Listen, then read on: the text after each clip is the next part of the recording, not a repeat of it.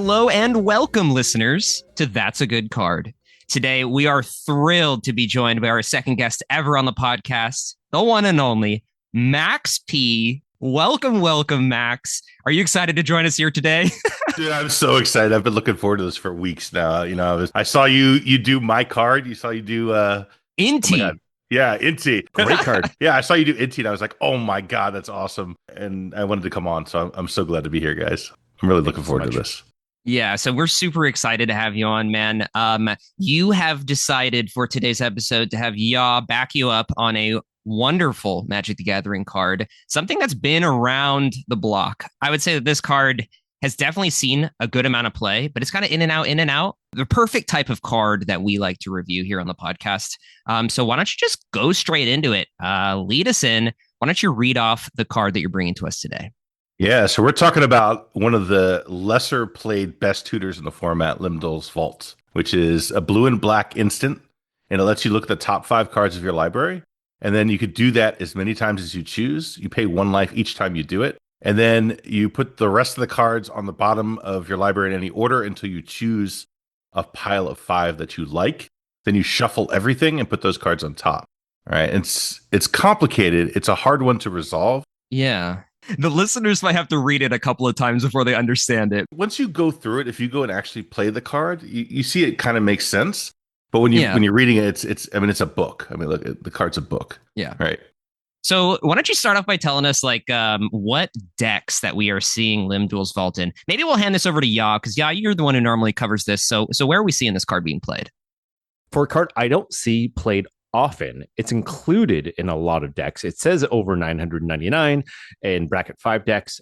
Common decks are Tivit, Marnius, Yuriko, Kazur, Ukama, and Glarb, as well as did I already mention Yuriko? Yes, you did. Yeah. That's where I first played it, is in Yuriko. Where are you playing it, Max? I mean, I'm playing it in everything I can. I play it in my Timna Thrasios list. I definitely played it in Italian. I'd play it in Blue Farm. I played it in my Rogsite list. I play it everywhere. Whoa. Okay. Everywhere. I love that. You're backing it up. Not only are you saying this is a good card, but you're backing it up by playing it in every list you can. Here's a question for you. Is there any blue black list you wouldn't play this in? No. I honestly no. Okay, no, I wouldn't. I love it. I love the confidence in this card. I'm serious. Like you go through the game of like, okay, I'm gonna go through all the tutors and decide which ones are worse. What's the top of the list? I put Limdol's Vault way up there, man. I think it's better than like Imperial Seal, for example. It's okay. Well, then you know what we'll do here? I'm gonna just let you take the floor, bring your points. Ya's gonna back you up, and then when it's time, I'll be tagged in to dig into the card, kind of talk about the downsides. But I'm excited. Why don't you start us off with what makes Limdol's Vault so powerful? Yeah. So the first thing is, did you know that this is a modal card? It has multiple modes. Did you know that?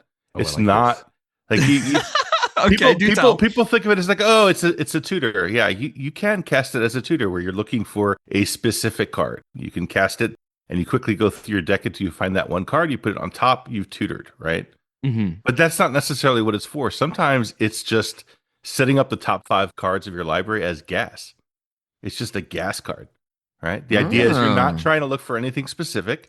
You're just making sure that you're not one of these games where you're drawing crap for 5 turns, right? You know that the next 5 cards are going to do something for you. The other thing about this card is it kind of fulfills the same role that Brainstorm does in legacy decks. Okay. Or vintage decks, right? Which is you're always looking for cantrips so that you can control the top of your library. You use fetch lands in conjunction with the Brainstorm so that you know that those 3 cards or those 2 cards that you put on top with Brainstorm, you can get rid of them if you need to, depending on how the game changes. The same thing is true with Limdol's Vault. You play Limdol's Vault, you set up those 5 cards, and then the game state changes. Things change. People are playing things differently than you expected.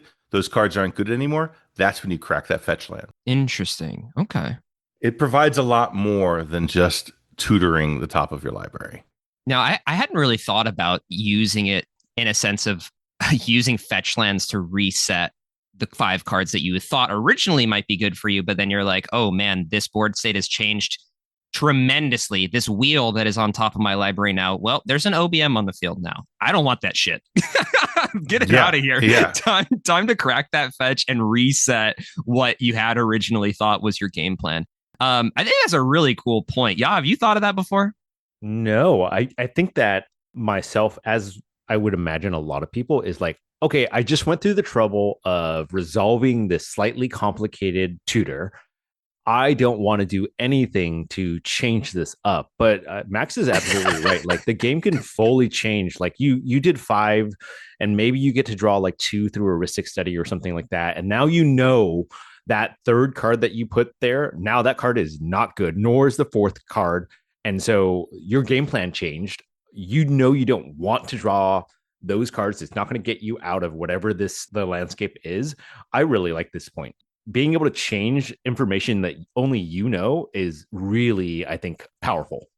Yeah, More powerful than sure. you would think at first, especially going through and setting it. You're like, okay, I've set this. I'm not going to change it. Like, I want these cards, but maybe you don't. Yeah, and the thought process kind of similar to like how I see Glarbs play, where like they Mm. use fetch lands to reset the top. Yeah. They know what the top card is in their library all the time. So they're like, well, I don't want this 4-drop anymore. I don't want this card. I'm going to just reset what I'm looking at. And it can be really valuable to just see more and more cards or just change up what's potentially coming. That's a So good point. it's a sweet point for sure. All right, Max, you've wowed me so far. Well, I got more. I got more. Okay. So just having the knowledge of those 5 cards is also powerful beyond the cards themselves. It lets you play Mhm. political angles, right? Because Mm. you have an opponent who's doing something that's threatening, and you're able to look at the opponent across from you and say, look, you need to draw me exactly 2 cards. Because if you draw me exactly 2 cards, that second card, this is what it is. Yeah. And you can tell them, right? You And could, yeah. and they don't need to, by the way, they don't need to know what that first card is. That card might win you the game, but the second card is there to help them. Yeah, and that's when you flash the second one as you draw too, to be like, Oh, I was 100%. telling the truth. Like, I'm an honest guy. yeah, See? there's a pact negation. If you draw me 2 cards, I'll get to this pact. Yeah, They don't need to exactly. know about the consult that was the first card. They don't need to That's know about that, or good. the Born Upon the Wind. Yeah, or if you're playing Thrasios, for example, someone's like, hey, I'm not going to use my spell until you activate Thrasios. You're like, dude, I just resolved Limdol's Vault 2 turns ago. I know exactly what 2 cards are there. Neither one of them is going to help us. So no, I'm not activating Thrasios. You have to deal with this, That right? makes sense. Takes that mystery away, right? And you get to play that angle of knowing what's there and offering that as little cookies to your opponents to make them do what you need them to do. Interesting. So from these 2 points and kind of the descriptions that you've given so far, it definitely like your points are predicated on the idea that you have played this card preemptively as opposed to reactively. That's right. When you've been playing this card, like anecdotally speaking, I have only played this card in one of the first iterations of Nagila that I played. That's it. I don't play this in my Italian list, which maybe I'll be swayed, but I've maybe played someone else's Yuriko deck where I had this in the deck and I just used it to flip a 15 cost for fun. But like, other than that, I really haven't played this card a lot. So just to help other listeners like me who might not play it often, are you using it more preemptively or is this kind of like reactionary? Well, that's what I meant when I said modal. Like it really depends on the game that's going on. A lot of the times I use it like a tutor. I'm trying to win the game or I'm trying to remove a key piece of stacks that's stopping me from winning the game. But a lot of times it's like, oh, I've gotten behind. I'm behind. Player 1 and player 2 are ahead of me. I got to figure out how to catch up. Okay, I'm going to execute a Limdol's Vault and I'm looking for something to impact their advantage and something to put me ahead. And that's what I'm looking for. It's preemptive at that point. It's just to tilt the balances a little bit in my favor and then get the advantages that I talked about, knowing what's coming. Yeah. And how often do you find yourself like, I'm guessing that you can use this to kind of fix mulligans. How often are you using this in like really bad mulligan hands to just like find a fish? Yeah, I mean, absolutely. But I mean, in that Yeah. sense, it's like any other tutor, right? If I've Sure. mold to like 3 cards and I can, cast a Limdol's Vault, I'm 100% doing it to get a fish or a Ristic or something. Yeah. Yeah. Cool. It's been great. Like for me, it's been an amazing card and it lets me play the game at a different angle. And the other thing is people let it resolve way more than they let a regular tutor resolve. They're just not as Interesting. afraid of it for whatever reason. They should be. Maybe they will be after this video. But Oh no! You're Hopefully. shooting yourself in the foot. Your limb duels are gonna catch a force wheel now. yeah, I'm screwing myself here. Yeah, Yeah. absolutely. Oh, all right. What's your next point? Yeah, the other point, and I think I'm sure that Ya's going to say this as well, but it's oppo proof, baby. Right? Mm. You go ahead, drop your opposition agent, and I'll act like I'm terrified and upset that I can't tutor anymore, but I still can. You know? Yeah, love that. Similar to Tagsy's special card, Fomori Vault. Yeah, Absolute banger in colorless lists. yeah, but absolutely no conditions on Limdol's fault. You just need a one That's blue and one black, and let's go. whoa, the conditions. Okay, there is a condition, and that is paying life. Something I was thinking about, and I didn't include it in my downsides, and I don't want to get into downsides too much, but I do want to clarify this so that we understand. Is it reflexive? Like, is it like pay one life and would that trigger things like Ob Nixilis and you do it over and over again? Or is it the cost, like if you do it 10 times and you lose 10? No, no, it Yeah. triggers each time. Yeah, it Yeah. triggers up Nexus each time. Yeah. Okay. Just Fortunately, up wanted to make Nexus sthat we're very is clear about that. Yeah. yeah, About that how the absolutely is a downside thing. works. Okay. Yeah, 100%, 100%. Yeah. The thing is, you're looking at 5 cards each time, Yep. right? So maximum payment is 20 life to look through 100 cards. Yep. Mm-hmm. So it's just, and you're never doing that. You're Yeah. never, ever, ever looking through 20 cards. If you're looking through 20 cards, like you can technically go through your entire deck and then go through your deck again and kill yourself if you really wanted to. Yeah, I was actually I looking at mean, that in the rules. It was like you can keep paying if you have less than 5 cards in your library. You can technically take yourself you all the can way do it. down. Yeah.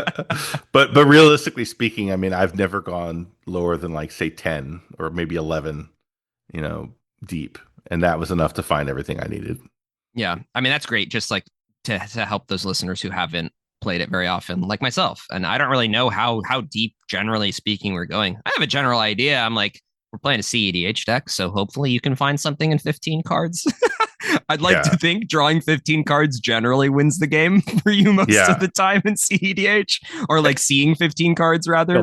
Filtering yeah. through, Yeah. You're not actually drawing, but you're picking up what I'm putting down. You can get to what Yeah. you want if you find 15 Yeah. cards. There should be some goodie that can win you the game after that, right?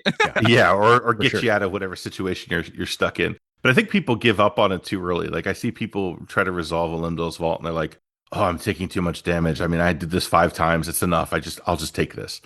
No, treat it like a mulligan where I don't want to mull down to 5. No, if your 6 is terrible, keep going. Same thing with Limdol's Vault. If the 5 you see isn't what you want, just keep going. Don't be afraid to push it. Yeah. How often do you like know what you're looking for when you're casting Uh, this? Generally speaking, every single time.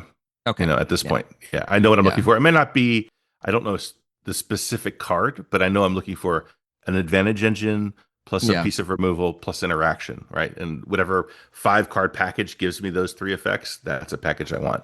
If it's not a specific card, Yeah. there's a technique to resolving it correctly, in my opinion. Do tell. The trick is you take 5 cards, you look at them, you put them down. When you look at the next 5, you put them underneath the pile that you're creating. So instead of putting them on top of each other, right, which will mix up the order, you take each 5 and you slide it underneath, and then go to the next 5, slide underneath, next 5, slide underneath. And if you do that, you'll find you can do it very quickly. Yep. Mm-hmm. I've seen weird things where people make stacks. Don't do that. Yeah. But just keep shoving them underneath. Yep. Yeah. That's just a PSA to all the listeners out there who are going to be testing this card.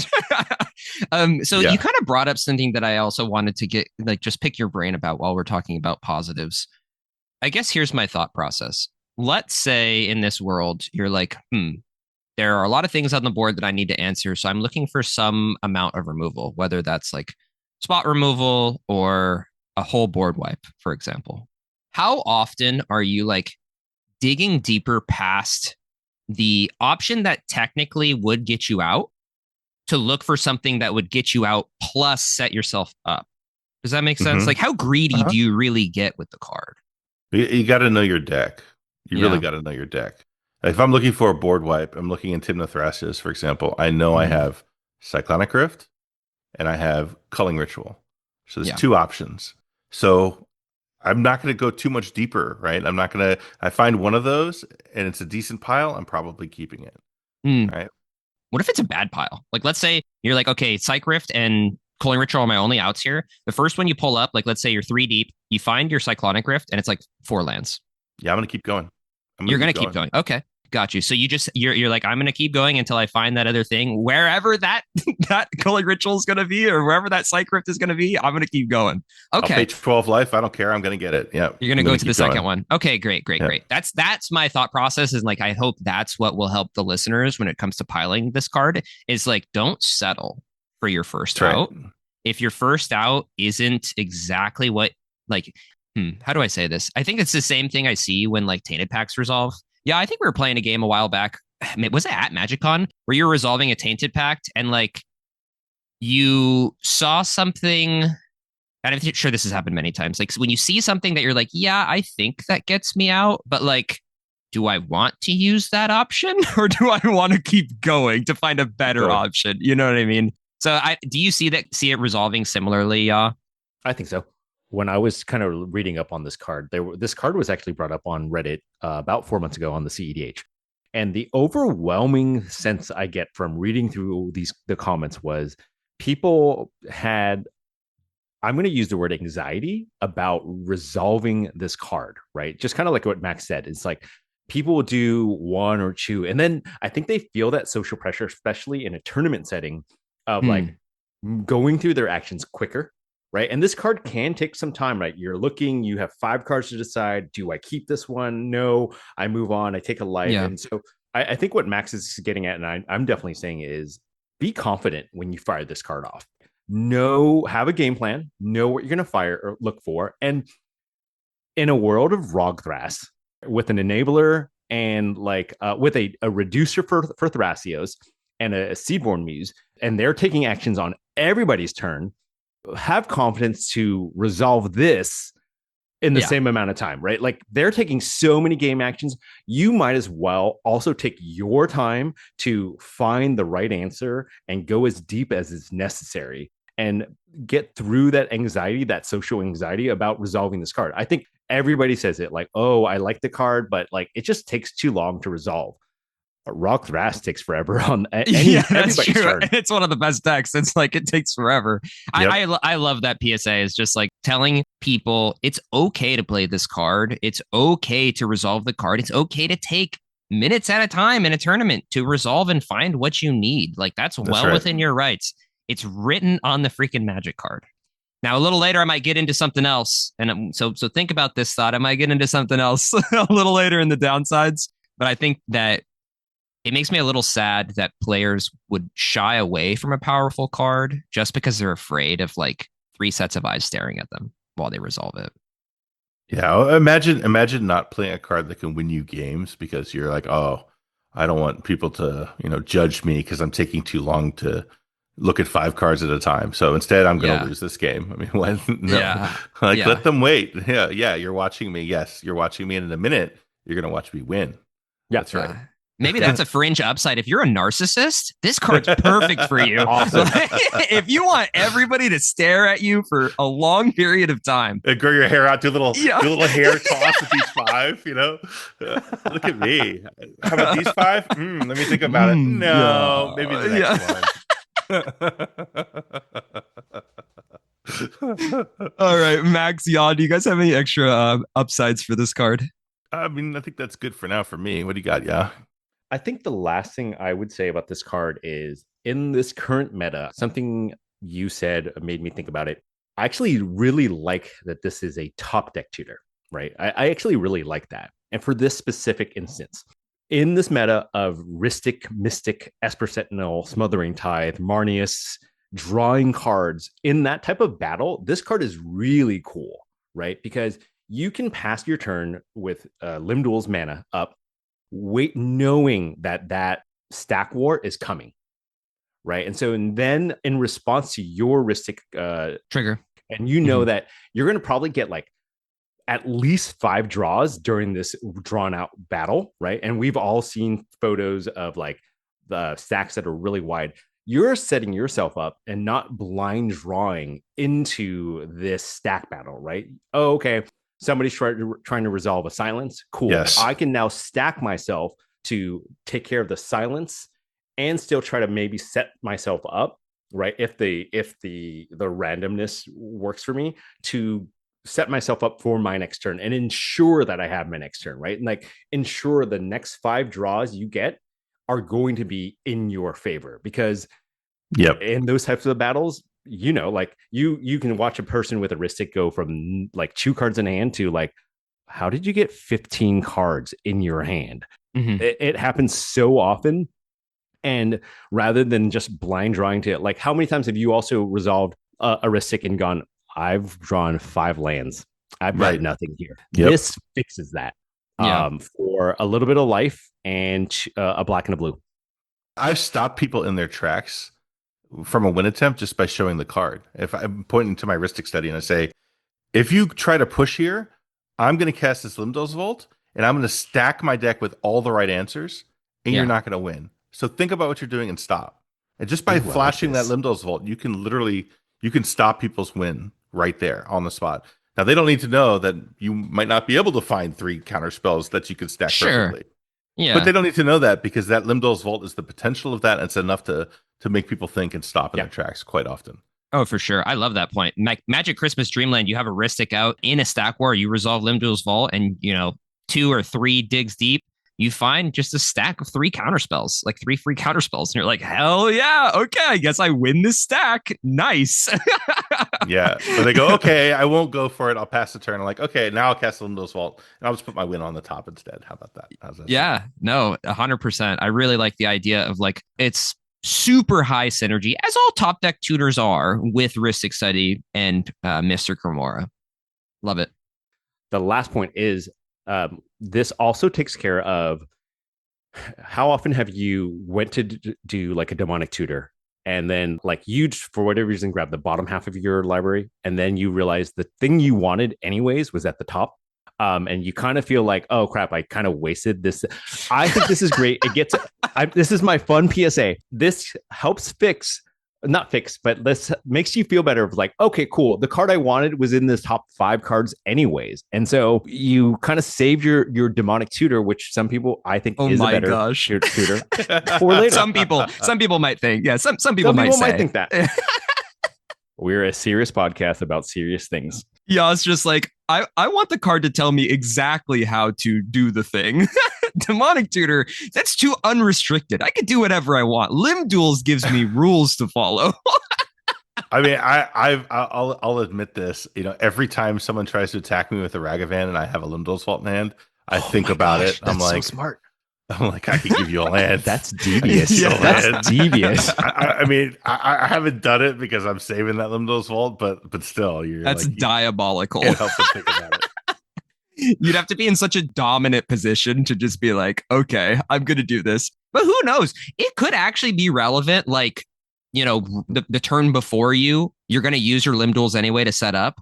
So, like, the turn before you, the Ragavan swinging at you, you could technically do it, and it would work out great. I probably wouldn't recommend it if there's a couple of turns before your turn, but maybe the turn before, if it seems safe enough. I mean, I've never done it, but I've thought about it a lot. Yeah.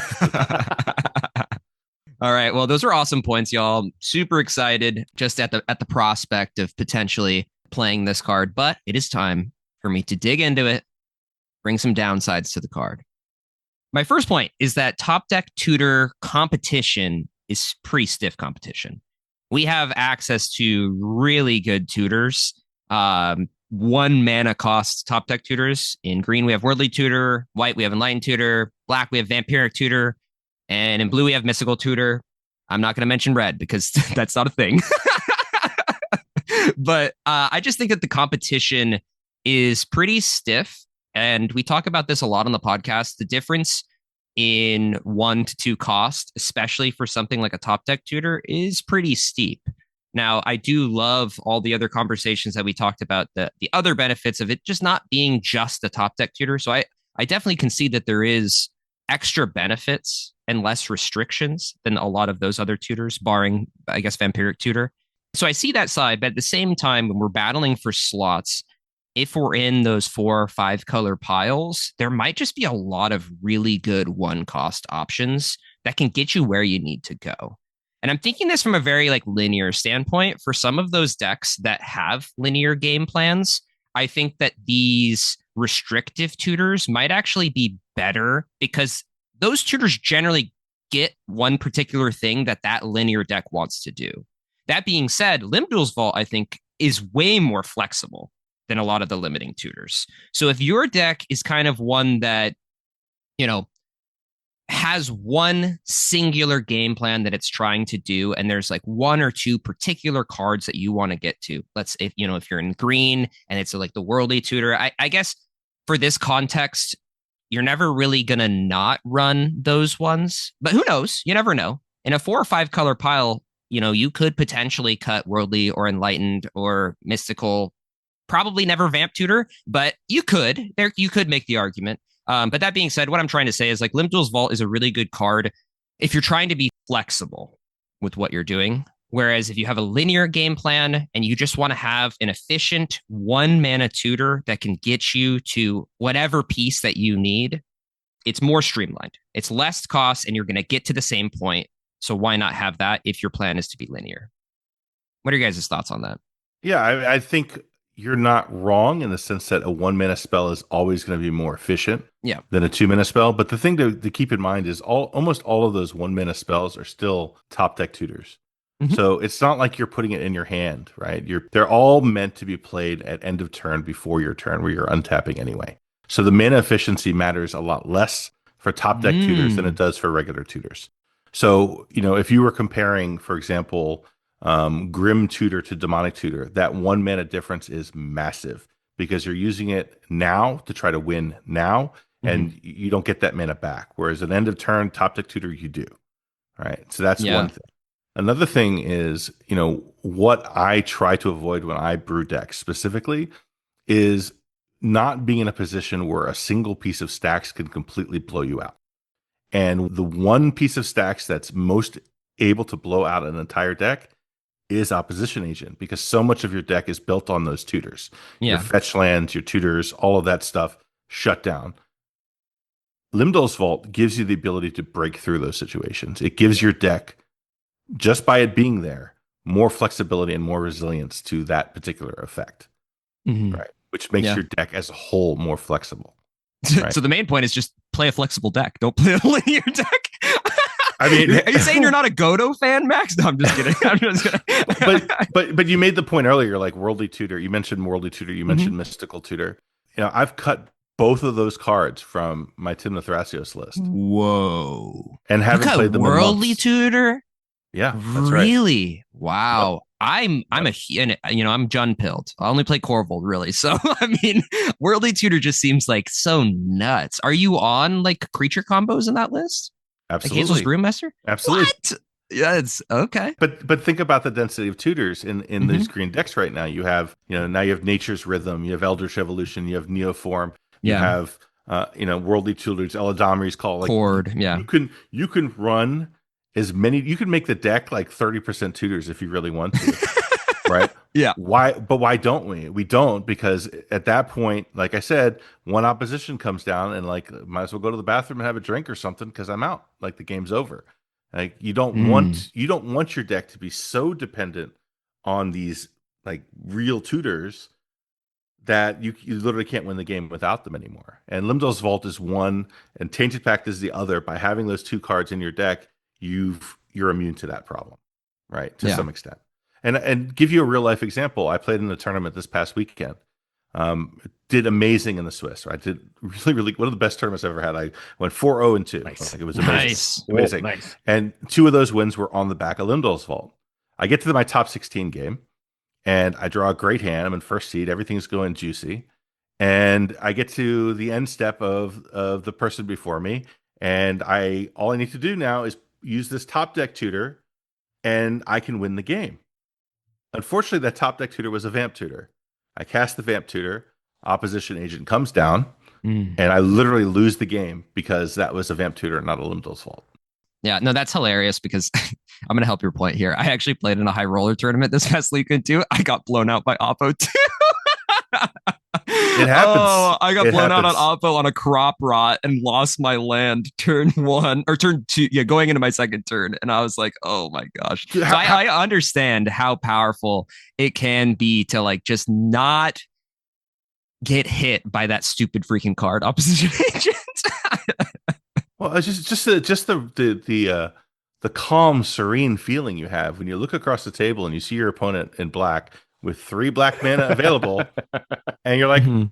I'm going to cast this tutor anyway because I'm not scared because this is a Limdol's fault. Yeah, Just that alone makes it worth it to me. awesome. All right, my second point is that life totals, I feel this is purely anecdotally, are getting lower, especially with the prevalence of VV. So I'm not sure how much VV you're seeing in your meta, Max, but I'm seeing a decent bit of VV, and I played against a lot of VV at MagicCon too. And spending 5 to 10 life to go through your deck might actually be relevant. And I know that you talked in your initial points about how you're like, no, it'll never, you're like, the life total is never going to matter. But honestly, what I've been seeing recently is a lot of games ending with people in either single digit life totals or, in the low 20s life totals, politicking their way of not getting hit by a massive orc army, or just simply the fact that now that there's a commander out there that's very common that just pings away at your life one at a time, one at a time, one at a time. It's starting to kind of scare me. I personally play Black Market Connections in my Corvold list. And when I am in a game against a VV, I'm like scared. I'm like very scared to keep a hand that is a Black Market Connections focused hand because I'm starting to get down to really low life. In this last tournament I played this weekend, I won with 1 life. And that was rough. I was Damn. struggling. So that's my second point, is that the life totals are starting to matter, question mark. What are your thoughts on this? Anecdotally speaking, when it comes to the meta, are you feeling like you're ending the game with high life totals? What's the thought process? Yeah, it's interesting because it's true. I mean, I literally played VV all day today. I have it built and sitting Oh, over there. nice. So I played like 5 games of Vivi today, and life total absolutely mattered because of Vivi. So that is 100% true, and I have to concede that point to some extent that Mhm. life totals do get impacted more by that card, and it may even be more so depending on whether or not people pick up some of these other new commanders like Ishtola, Yeah. or people start playing Talion again. That absolutely does matter. And the only counterpoint I would say to that is there also seems to be a lessening of the number of decks trying to play Adnos right now. Like the number of Adnos decks have really diminished. Even Yes. Blue Farm, we're seeing Adnos come out of that deck right now. Yep. And the Storm decks that are taking the turbo reins, if you will, or is it? We're seeing Ral in particular really take off, Yeah. and for those decks, life total is less relevant. So, Mhm. so I think there's a balance to that. And the other thing is, most of the decks you're going to play Limdol's Vault in. Well, actually, I can't even say that. That's not necessarily true because if I'm playing Limdol's Vault in Rogsai, I'm playing Limdol's Vault in Blue Farm. Life total matters. Yeah. But if I'm playing green decks or I'm playing Esper decks, you could pretty much talk people out of it and say my life total doesn't matter. You don't need to attack me, Yeah. right? Yeah. And then go point at somebody else who's playing Nas. Exactly. What are your thoughts on playing this in Nas lists? Oh, I'm doing it. Yeah. But again, the key to playing Limdol's Vault and the key to playing, frankly, Adnaz decks in general is don't be afraid, man. Your life total is a Mhm. resource and you're trying to win with it. So Hell don't yeah. be afraid to use it, man. Yeah, everybody should play Crick once, just to feel what it feels like to really utilize your life total. I honestly think like when I first started playing CEDH, I picked up Crick. It opened my eyes to really understanding what it's like to play on the edge when it comes to your life total. And I Yeah. think it's a very big learning experience for people because I think in casual, there's such a huge focus on your life total. Like people will like start fights over a Llanowar elf hitting them for 1 damage. Like, why are you attacking me? You know what I mean? Right. Right. Whereas in CDH, it's like a weird transition for a lot of the casual players to kind of understand, like, oh, it's okay if I use all of my life except for one, like that's fine. Doesn't matter. Yeah, exactly. Unless you get hit by, what is that, sudden shock, the split second thing, deals 2 damage. Or the Bowmaster. The Bowmaster is the Yeah. one everyone's afraid of. Is to get your life Yeah. total low. Like, am I in Bowmaster range or not? But Yeah. you know what stops you from dying to Bowmaster's damage or Limdol's Vault damage? Angel's Grace. Winning the game. Oh, Yep. okay. I'm just kidding. Yep. Yeah, yeah. Just win. Just Just win. win. Yeah. If the card gets you to the win, it doesn't matter if your life total is going down because of it. You're gonna win. Yep. Use it. Use it. A win at Yeah. one life is the same amount as a win at 40 life. So we're rocking with it. Yep. Exactly. Cool. My third downside as we're moving along here is that unlike a lot of other tutors, Reb and Pyroblast, so Red Elemental Blast and Pyroblast are hot when it comes to this card. So it being a blue card is actually kind of a downside in that sense. I think that almost every single list that can run them are running Red Elemental Blast and Pyroblast. And there's a certain I kind of want to talk about this. This is I'm going to lead into something, but I really don't like the common saying in CEDH that I hear all the time of counter the thing that's being tutored for and don't counter the tutor, right? And my reasoning behind this is because I think as people have moved more towards creature combos, they don't realize that they may not have the right answers for whatever the person is tutoring for, right?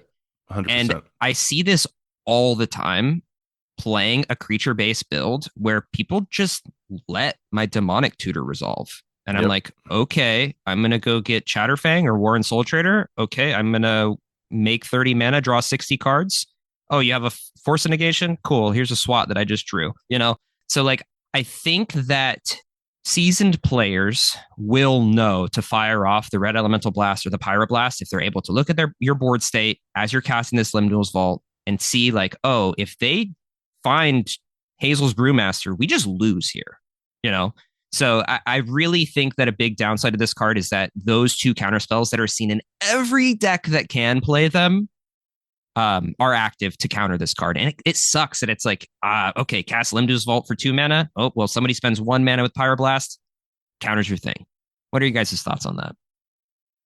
Again, I mean, I will absolutely concede that it is definitely vulnerable to those two spells, whereas every other tutor, except for like Mystical Tutor, is not. That is Yeah. 100% true. But I believe it makes up for that, or more than makes up for that, by what it allows you to do in terms of strategically avoiding that telegraphed play that tutors typically give you. For example, I may have the Devoted Druid in my hand, right? I could tutor with Limdol's Vault now and put the Hazel's Brewmaster 2 cards down. And then I could play that Devoted Druid later and not have to, and when I've drawn that second card. So I've had a chance to push the aggression off of me and sort of simmer down the table after the tutor and say, look, here's what I got. I got this value engine, right? Because I put that value engine on top. I'm going to play this value engine. That's what I tutored for. See, everyone relax. Next turn, now I have the Devoted Druid and the Hazels in my hand now. I see. Because I've buried it and I've been strategic about where those cards go. So I'm able to play around some of that telegraph play in ways that I couldn't. And I think that makes up for the fact that, yes, in telegraph situations where I have a clear win on board and any tutor's going to win, yes, it's more counterable than it would be normally, but I can avoid that situation a little bit more often. Yeah. No, awesome rebuttal. Yeah, what are your thoughts on like the ideology I brought up earlier of just like people just brainlessly saying don't counter the tutor, counter the thing that's coming next? I have been victim to doing exactly what you described, thinking, okay, I can let this go. And then I immediately thought about a game. I think we played it in Vegas where you did exactly that. And so I do think that there's still an awareness that's still coming around to the concept that you're talking about, right? Like, yeah, sometimes you just got to hit the tutor that's on the stack, right? It's a force of negation. You just got to use it right now, right? Rather than later. But I do agree with Max. Is like, for whatever reason, people are way more willing to let this one go, right? Like I've resolved a Limdol's Vault a number of times. I've always been told I hate that card, but nobody does anything about it, right? Like they'll just sit there and let you go through your deck because I think while Reb and Pyro do hit this for sure, yes, I also think that Reb and Pyro are just so flexible and so good that people kind of hold on to that to hit the.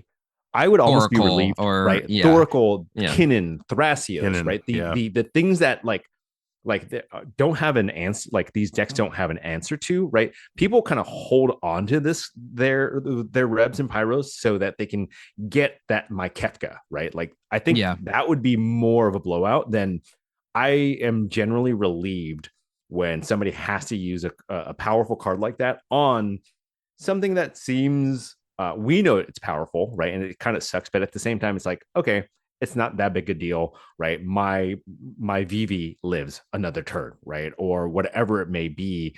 And you feel like you kind of got away with one, in my opinion, right? If they're using a pyro or a reb to hit your limb duels rather than cannon, Yeah. or whatever your deck may be.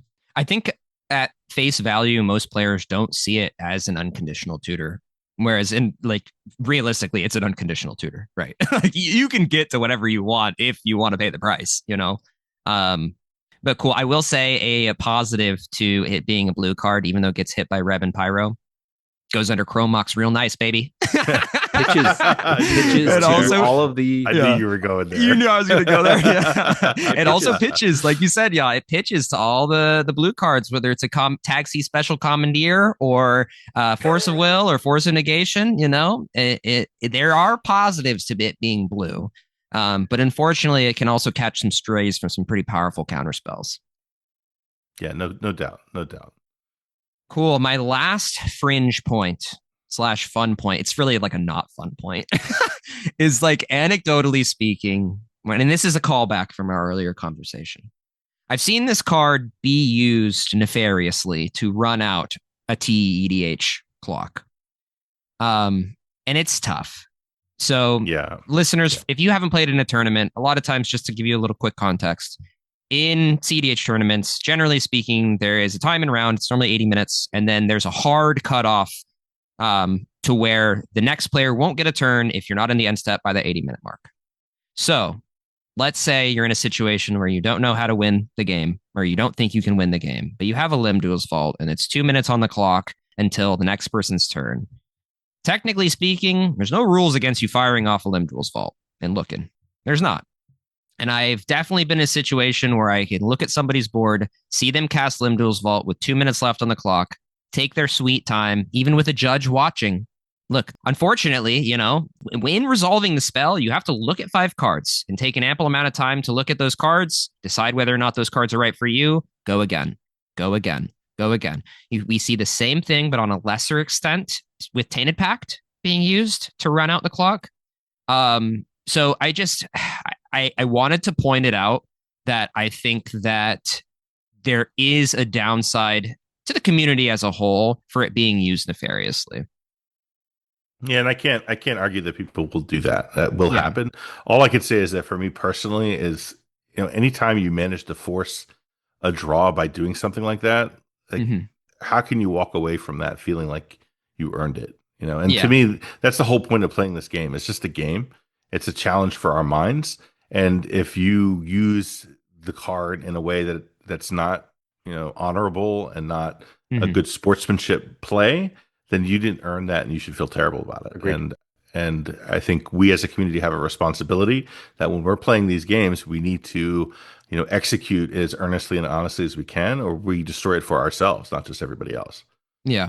And it's one of those things too, where it's like, would you want that to go back on you? Like if you're playing Limb Duel's Vault, or you're playing it, whether you're playing it or you're playing against it, if you were that next player in the turn order, would you really want that to be done to you? Because eventually, I mean, I believe in karma. So like, if you treat others like that and you're just like being a snake just to be a snake, I mean, like it's gonna come back around. So yeah, karma will get you. Absolutely. Yeah, karma will get you absolutely when you go down one at a time, not looking for anything. Like it's as clear as day to the table what you're doing, even though it's totally fine. And unfortunately, as a judge, it's one of those things where like you can't tell them to resolve it faster because it's printed on the card, right? Yeah.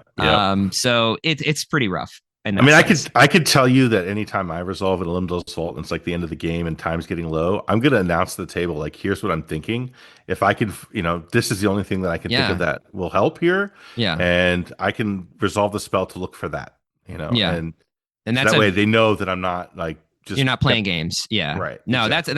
that's great advice to anybody picking up this card is if you're in that situation, because I don't want people to catch strays with it either. Because I think like we talked about earlier, people are afraid of taking too much time on the clock in tournament play, right? Like they don't want to be that guy because there's always somebody at the table who's policing and being like, oh, I'd like you to take game action, like you take game action. And sometimes it's relevant, sometimes it's not.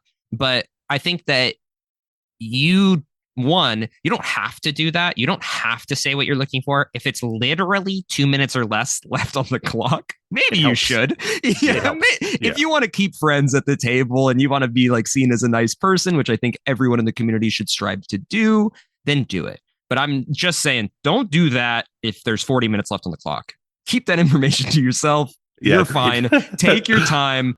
Figure out what you want to get. That's totally fine. But at the same time, if you use this to angle shoot, you're a jerk. That's my point. I agree with that. Agreed.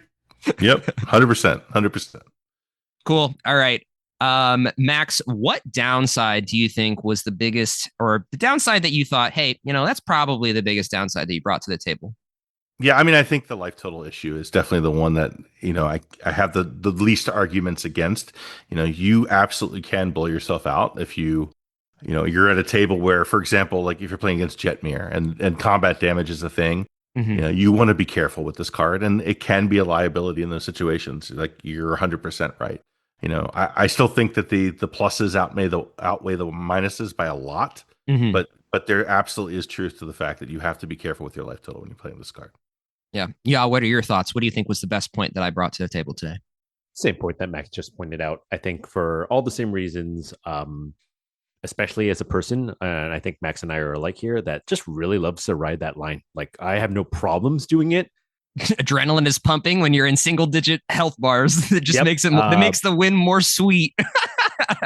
I totally agree with that too. But it gets, you want agency, right? At the end of the day. And so it does suck when you pass a turn at like 9 life and you just watch it whittle away. And so, yeah, that is your best point for sure. Like that low life total can definitely matter now. Yeah. And I've had games, honestly, where my life total was low for other reasons. And I draw the Limdol's Vault and I'm like, I can't cast this now. Cast this. Yep. Yeah. So that's a real thing. Absolutely. Cool. All right, Kyle, how about for you? What point of Max or mine best supports for why people should be running Limdol's Vault? It's got to be the fact that it's oppo proof. It really is. And maybe this is my bias of just coming off a huge blowout loss to an oppo where I'm like, oh my God, this card is so annoying. But to be fair, it wasn't presenting in a way that I thought it would be. They Eladamri's called to get the oppo to then get me. So I didn't think it was coming, but unfortunately, it's just a really powerful thing. And I think that we've all been in situations where, someone has feigned, like Max is saying, like, oh, I can't get through this oppo. Like this oppo is flashes a demonic tutor's like, I can't do anything. And then they cast that Tainted Pact and they get exactly what they need, and you're like, damn, like, oh, I thought this oppo was stopping them, but it's not. I think that just as Tainted Pact is really powerful to get around oppo, Limdol's Vault does, the same thing for essentially the same cost, right? Sure, one extra pip, but it's the same shit. So I think that's your best point, is just having a flexible tutor that is oppo proof. We love that. Let's just put it out there. So have your thoughts changed on Limdol's Vault based on what we said? Were you convinced? Come on, be honest, dude. Tell us the truth. Is Limdol's Vault a good card? Honestly, I didn't say this at the beginning, but I think we talked about this beforehand. I've been a Limdol's Vault hater for a while. But you brought up some really good points. The oppo proof, it being a modal card in a sense. I'm digging it. So I'm gonna say, yeah, Limdol's Vault, that's a good card. I'm not gonna lie. I'm surprised as hell that you don't understand, Max. Kyle does not like this card. In the past, has not liked this card being resolved in any capacity. So I'm impressed. Yeah, and I think that, I'm glad that we had this little basically like a little therapy group on Limduel's Vault because to be honest, it kind of leaves a bad taste out there. At least it always has, right? Where it's like Yeah. it takes a long time to resolve. Like all of the stereotypes we talked about of like the downsides to the card, like I felt those. But realistically, talking through it with y'all has made me believe that, like, look, it's totally okay to use this card. It's totally okay to take a good amount of time. It's totally okay to lose a little life. And, it's also totally okay to use this in a political manner. Like, put that card you So want, good. second That's from so the good. top, flash it, Now, with these secrets being revealed, will people ask you to show them the second card when you draw the second card? Maybe, but you don't have to show them shit. True. So I will say, yes, Limdo's Vault, that's a good card. I will be putting it back into my Talion list and testing it out. Nice. If this would be gas if it was a different color. I could play it in Corvold, but unfortunately, I can't do that. So, unfortunately, it's a filthy blue card. So, don't get any of those good ones in my list. But anyway, we're going to do a little rapid fire section here, Max. So, I'm going to give you the name of a list, and then you're going to give us just first thing that comes to your mind, scale of 1 to 10, how excited you would be to test this in that list. Are you ready? Yep, let's do it. First one, Kenrith. Not that excited. Let's give it like a 4. Ooh. Like a 4. Okay, Yeah. okay. It's just 5 colors. Those color pips are the hardest, right? So that's like the list I would be the least comfortable playing it in. But I'd still play it, but yeah, like a 4 or 5 maybe. 4 or 5. Okay. Yeah. Okay. What about something like a Tevesh Thrasios, big mana? 100%, like 14. 14? Yeah. Yeah, 100%. Think about it. Think about it. You activate, No, you activate Thrasios, you get through 2 cards. You Tevesh gets you 2 cards. You can sacrifice Thrasios and get to the 3rd card. Oh, baby, let's go. Oh, yeah, baby, 100%. We're cooking. Yeah. Okay. And then last but not least, you touched on it a little bit, but I want you to preach for a lot of others who, might not be on it. TNT. 100%. This card's such a good card in TNT. You can put 2 different options on the top of your library, 2 different kinds of answers. So one that answers, say, a counter spell and one's a removal spell. Put those 2 on top of your library, and then you can activate Thrasios and pick which one works. It's incredibly powerful in Tymna Thrasios. I would not be caught dead without it. I mean, I would not be caught without it. Absolutely. So what is that? Like a 15 out of 10? Like a 32, maybe. 32? I don't know. Yeah, it's that's funny. So good. So good. Awesome. All right, y'all. It is time for our favorite closing segment. That's a good card, question mark? Oh, God. So, listeners, the oh, God from Max, what we're going to do today, if you haven't played with us before, we like to end off the show by playing a little game. What I'm going to do is I'm going to provide Max with the name of an obscure Magic the Gathering card. And it's going to be Max's job, as well as yours, the listener, to guess everything about this card. Color, type, cost, flavor text, artwork, everything. So I'm going to give the name of the card. Go ahead and pause the podcast, pause the video, make your guess, post in the comments down below, and then we'll have Max guess. All right, Max, you ready for your card? Let's do it. Your card is Spitting Image.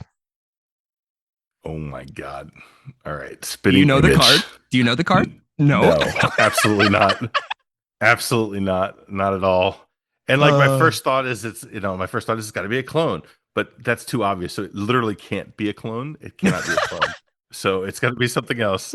What color? What color is Spitting Image giving you? What color card are we thinking? I think it's got to be red, right? And I'm thinking like lizard, some kind of lizard creature. It's got to be. It's got to be. So, so I'm going with red. And I'm going with creature type lizard. Okay, so it's a creature. Spitting Image is a lizard creature. A lizard creature. Yep, lizard creature. Oh God, I'm so far off. What's the mana cost on this lizard creature? This is definitely a 3-drop. So I'm going with red and 2. Red and 2. Okay, nice. And what does this creature Spitting Image lizard do? It's got to do something like when it enters the battlefield, it takes on the power and toughness of something else. I like that. And I'm not sure whether it's creature you control or creature an opponent controls, but one of those. Well, for 3 mana, pick your poison. Does it have a power and toughness itself, or is it like a star? What are you thinking? I think it's probably got. I don't know. I'm gonna say 1 star and one, and like let's say it has a star for power, Okay. and let's give it a two toughness. A 2 toughness. Okay, Yeah. nice. And what's the artwork that you're envisioning for this beautiful spitting image of a lizard? Oh my God. And I'll make sure to draw it in Microsoft Paint. So really be detailed. Yeah. So I've got this. I've got this lizard. Mhm. And it's on the edge of like some water in the desert. Like it's like a oasis kind of thing. And there's some water, Okay. and it's like looking into the water and looking at the Ooh. image of itself. Like a And the image, Mulan right? lizard? But hear me out. Hear me out. The image in the water is different than the lizard. Ooh, Ooh, okay. Is it also a lizard or is it something completely different? Like what image? Something completely different, like a Okay. bird or something. Yeah. I can't wait. Yeah. I can't wait for this one. Oh my gosh. Oh my gosh. You're Okay. stretching his Well, ability. do you have a flavor text? It's the last thing, or is it too, just a vanilla card? You know what? I'll make up some Okay. flavor Okay. text to What's go the along flavor with text? it. It's just I'm so pretty now.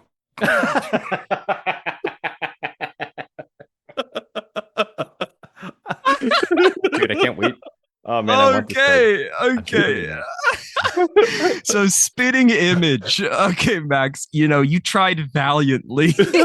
You're a little off, just a little bit.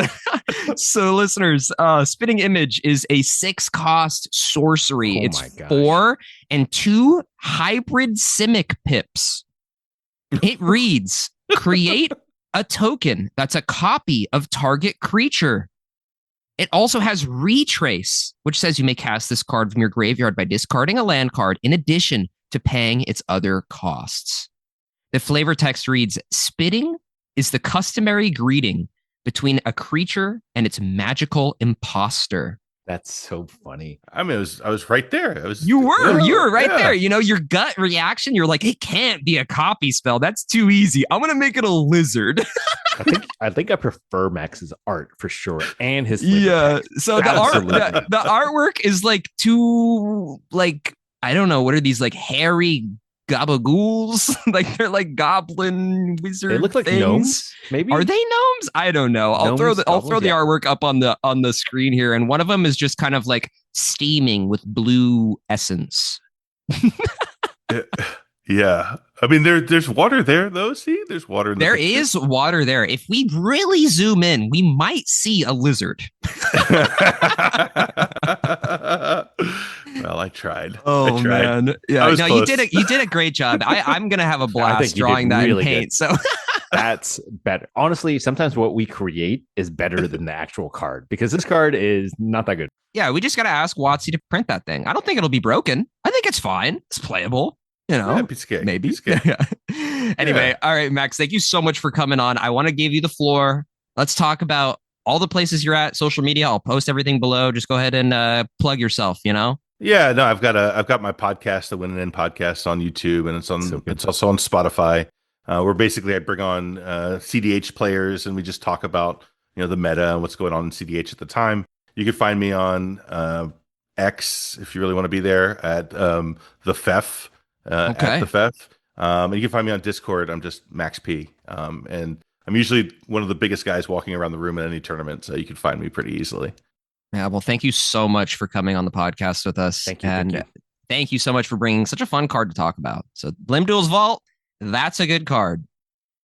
All right, y'all, please direct your attention to the description down below where you'll find links to all of Max's stuff as well as links to our stuff as well. Please come join our Discord community. We jam games there almost every night. And thank you so much for listening to today's episode, and we will see you next Monday. Bye. Bye. Peace.